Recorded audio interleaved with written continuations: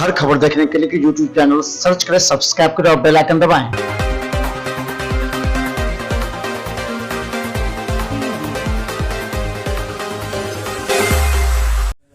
मानवाधिकार एवं सामाजिक न्याय पिछले 41 वर्षों से भारत देश और भारत के बाहर कई देशों में काम कर रही है। आज विश्व मानवाधिकार दिवस है और इस अवसर पे हम लोग गांधी शांति दूत सम्मान, जो कि पिछले 11 साल से एक राष्ट्रीय अवार्ड टाइटल है, और देश के विभिन्न वैसे समाजसेवी जिन्होंने अपने अपने क्षेत्र में, अपने अपने राज्यों में समाज के लिए, लोगों के लिए, निर्धन लोगों के लिए, असहाय लोगों के लिए बेहतरीन काम किया है, तन मन धन से समर्पित होकर काम किया है, उन सभी को आज सम्मानित करने का दिन है। और इस दिन को हम लोग अपने सबसे महत्वपूर्ण दिनों में से गिन रहे हैं, क्योंकि कोरोना काल में जैसे सरकारी अफसरों ने, डॉक्टरों ने काम किया, उसी तरह से समाज सेवियों ने भी अपना तन मन धन लगाकर अपने जीवन को खतरे में डालकर काम किया है। आज शांति दूत सम्मान का आयोजन किया जा रहा है। तो कितने पार्टिसिपेट आए हैं देश के विभिन्न राज्यों से? लगभग 50 अवार्डी आए हैं जिनका उत्कृष्ट कार्य रहा है और उनका चयन किया गया है इस अवार्ड समारोह के लिए। तो किस कार्य के आधार पे आप लोगों ने? सामाजिक सेवा में इनका योगदान है। यह जो हमारा कार्यक्रम है ये सामाजिक सेवा को समर्पित है इस साल, क्योंकि गांधी शांति दूत सम्मान है और ये सारे लोग जो गांधी जी के आइडियोलॉजी पर चलते हुए समाज के लिए समर्पित हैं, बिना किसी स्वार्थ के, इसलिए उन लोगों को आज चयनित करके सम्मानित किया जा रहा है। कौन कौन से अतिथि आ रहे हैं, थोड़ा बताएं। अतिथि के रूप में माननीय बिहार सरकार के माननीय मंत्री श्रम संसाधन श्री जीवेश कुमार जी आ रहे हैं, और हमारे मुख्य वक्ता के रूप में कशिश न्यूज के प्रधान संपादक संतोष भैया आ रहे हैं, मिथिला मंच न्यूज के मनोज जी आ रहे हैं, मनोज लाल दास जी बहुत ही जी ने कहा कि संगठित होने की जरूरत है। समाज सेवा करने वाले लोग दुनिया भर में संगठित हैं भी, और समाज सेवा को लेकर के जो आज के दिन जो एक संकल्प लिया गया 1948 में, एक बड़ी यात्रा करके आज का दिन यहां तक पहुंचा है, और सामाजिक क्षेत्र में काम करने वाले लोग मन से इस दिशा में काम कर रहे हैं। बहुत लोग दुनिया में मिलेंगे जिनको राजनीतिक रूप से कोई लेना देना नहीं, लेकिन हाँ, हमारी बिरादरी के लोगों को जब कोई बड़ा काम करता है क्षेत्र में, थोड़ी उससे तकलीफ कभी कभी होने लगती है। इस सच्चाई को मैं नकार नहीं सकता कि जब कोई आपदा में समाज का युवक निकल के काम करता है और वो मानसिक रूप से समाज, मैं बड़ा बेबाकी से एक बात कहना चाहता हूं कि हमारे जो तरह के जो बड़ा भय होता है, क्योंकि उसी रास्ते से वो वहां पहुंचे हैं, तो उनको लगता है कि हमारे रास्ते में तो नहीं उतर गया, कहीं ऐसा तो नहीं है कि अभी ज्यादा काम करके हमको ठेलने की तैयारी कर रहा है। तो कभी कभी इस क्षेत्र में काम करने वाले लोगों के सामने रोड़ा भी अटकाया जाता है, ये मैं मानता हूं। कई बार उनके सामने रोड़ा अटकाया जाता है, उनको काम करने में कठिनाई होती है सामाजिक क्षेत्र में, लेकिन करना चाहिए। कई बार समाज की मान्यता भी नहीं मिलेगी। कोई नौजवान लड़का काम करने लगे इस समय, तो उसके दादा, उसके गार्जियन, उसके घर परिवार के लोग कहेंगे, अरे तुम्हारी तो उम्र अभी पढ़ने लिखने की है।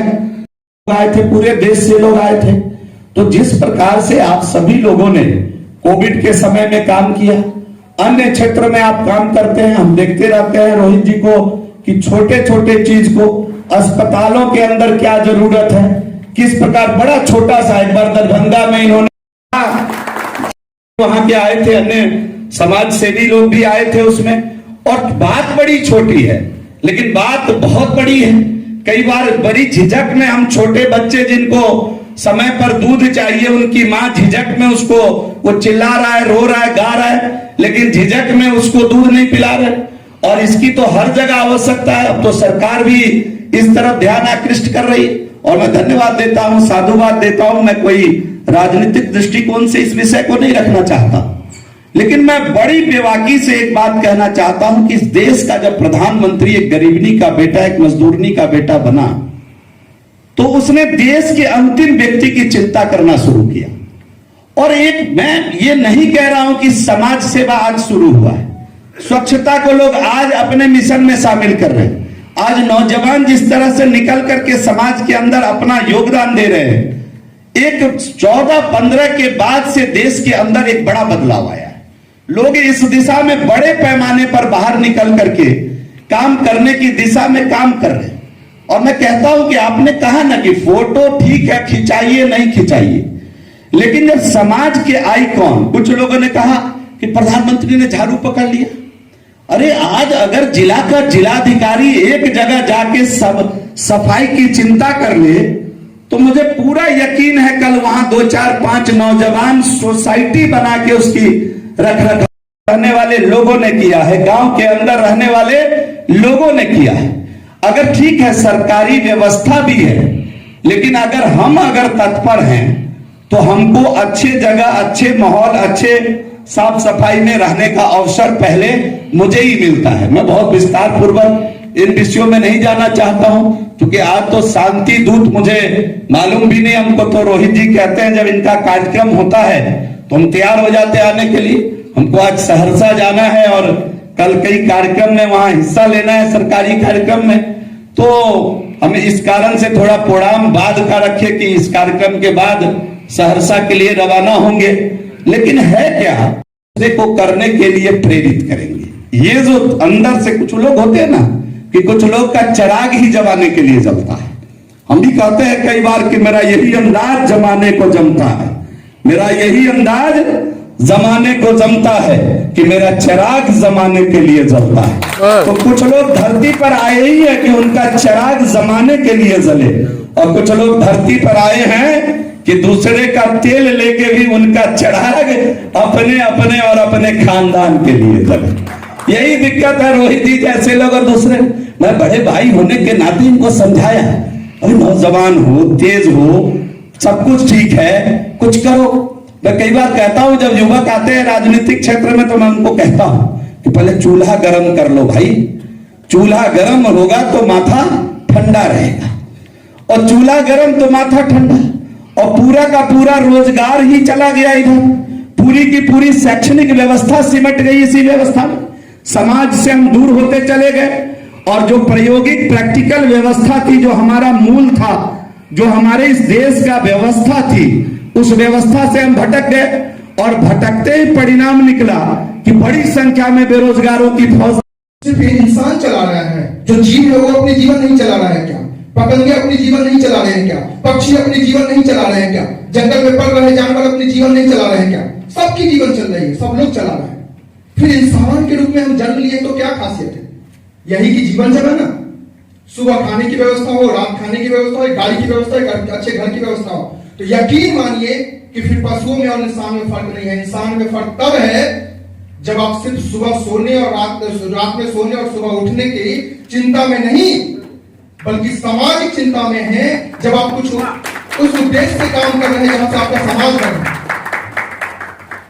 हाँ, आप चले गए उत्तर प्रदेश, हम लोग बिहार में है। मानवाधिकार का पूरा पालन देश के अंदर हो रहा है। जब से देश के अंदर माननीय नरेंद्र मोदी जी के नेतृत्व में सरकार बनी है, हम समझते हैं कि मानवाधिकार की पूरी रक्षा करते हुए यह सरकार देश को आगे बढ़ा रही है, हर क्षेत्र में आगे बढ़ा रही है।